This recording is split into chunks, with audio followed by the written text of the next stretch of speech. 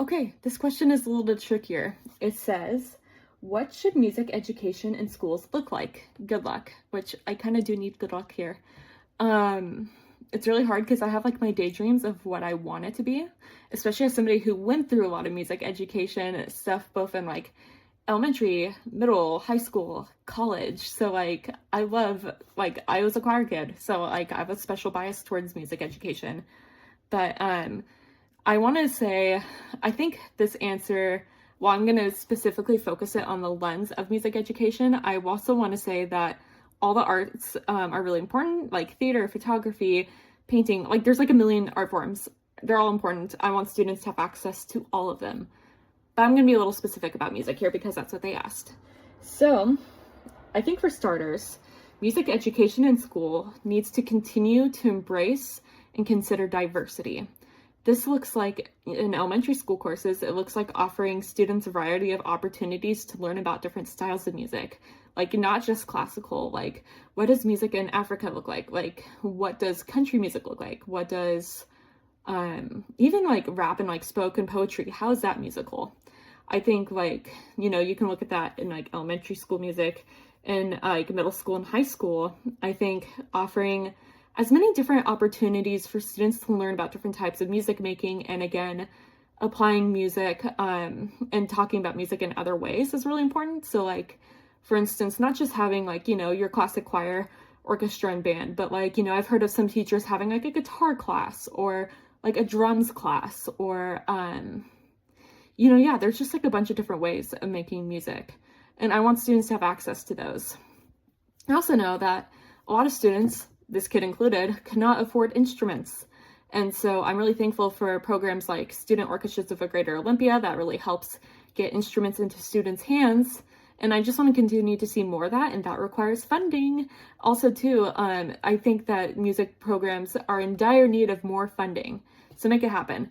Also, in terms of like choir music, and maybe all the whole shebangs music, having a lot of diversity and program offerings is a big thing, and also having music that that students will like. I remember there was this one song when I was in like middle school.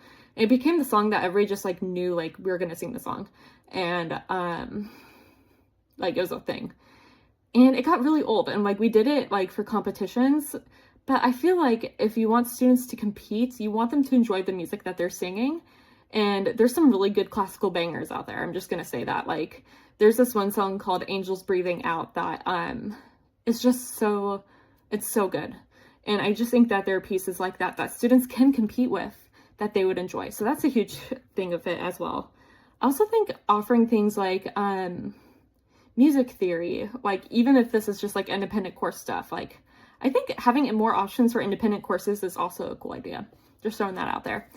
But like music history, music theory, you could even do things too, like, and speaking of like the independent realms, you can do things like have like, a study of country music and like folk and like gospel, or spoken poetry and rap and R&B, or like, you can combine genres, but like talk about like different genres in a classroom form. I think that's really cool.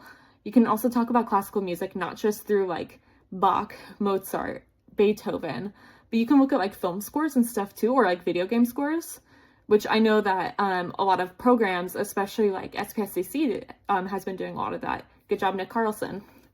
And then I also think about things like you could even like say like there's a class that like somebody like me hates math, right? I honestly do. God bless the math people. They help make the world go round.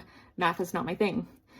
Music and math, because music is inherently like filled with math. Like once you get down like the music theory enchilada, so to speak. Like I think having options to look at like a music and math type of class, or like a music and physics, or music and chemistry, like you can pretty much take any concept of what's being taught in school. Music and politics would be fascinating. Music has been a very big part of politics in the past, and you can really ultimately make it into like something that connects the dots and connects principles.